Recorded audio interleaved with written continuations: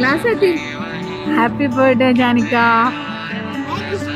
Happy birthday.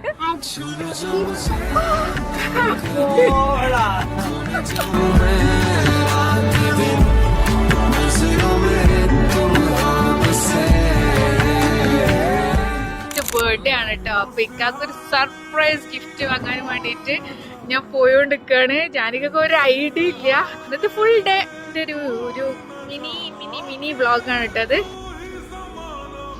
എന്റെ ലൈഫിൽ ഞാൻ ഒരിക്കലും വിചാരിച്ചിട്ടില്ല ഇങ്ങനെ ഒരു ദിവസം വരുന്ന. കളർ ചെയ്തെടുക്കും എന്നുള്ള കൺഫ്യൂഷനിലാണ്.